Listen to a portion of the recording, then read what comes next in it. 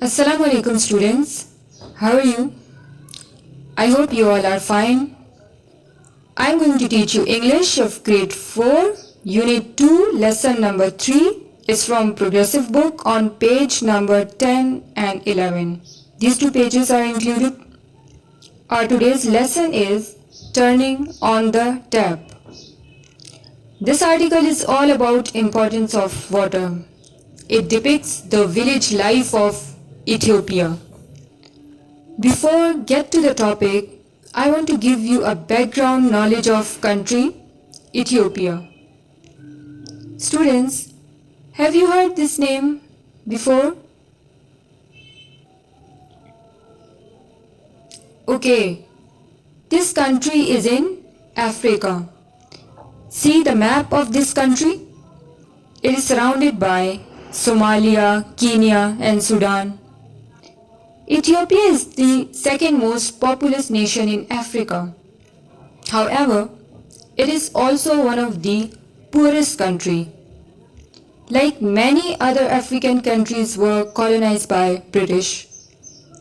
Colonize means to take control on another country, right? Ethiopia was never colonized by European. This country was occupied by Italians in 1936. Okay, students, my question to you is, did British colonize our country? Yes, it's a long history. British occupied the subcontinent and ruled over it for so many years. From like 1858 to 1947. In 1947, we got rid of them and then Pakistan came into existence. Freedom is a great blessing. It's a great blessing. We must be thankful. So, our lesson is number 2, turning on the tap on page number 10.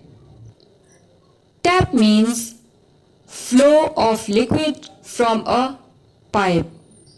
See the picture of a tap? I put the pictures as well, so that's how meaning would be more clear to you. An engineer by profession lives in Ethiopia. He writes this article and he says Water Aid in Britain gave him some money for the pipeline. He is putting a water pipe and this water pipe will carry water from a spring in the hills to a village. Check the meaning of a spring. It means where groundwater flows out of the ground. See the picture? It means the place where water comes up. More than half of the world's population live in rural areas.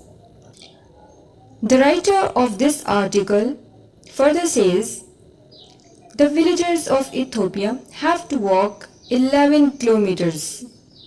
How many kilometers? 11 kilometers into the hills to collect water in the pots on their heads. People from remote areas, they're facing this problem. They have to walk miles to carry water on their heads. Carrying burdens on the back, carrying things on head is a common practice in villages. So villagers are doing all the hard work themselves. They are digging long trenches. Digging means move earth with a tool. Look at the picture how this person is digging. Trenches. It means a long, narrow ditch. They are digging these long trenches for water pipe. In the end, the writer concluded this article by saying, if the villagers don't waste any water, there will be enough drinking water in the village and there will be enough to grow vegetables and fruits too. I hope this article is clear to you. Now let's see question answers. Question number 1 is, where will the water for the village come from? Where will the water for the village come from? Answer is the water will come from a spring in the hills. Answer is the water will come from a spring in the hills. Question number 2 is, which daily job won't the villagers do in the future? Which daily job will not the villagers do in the future? Answer is, they will not walk 11 kilometers to collect water.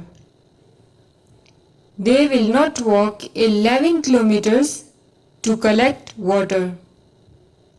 They will not walk 11 kilometers to collect water. Question number 3 is, what will the villagers be able to grow? Answer is, they will be able to grow fruit and vegetables. They will be able to grow fruit and vegetables. See the last question. Question number 4. Question number 4 is, how long will the pipeline be? What is the answer? Is it 11 kilometers or 12 kilometers? You have to find the answer to this question. Find the answer and you have to write these 4 question answers in your English notebook.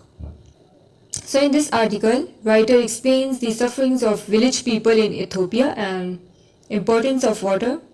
Save water, save life. See you soon. Allah Hafiz.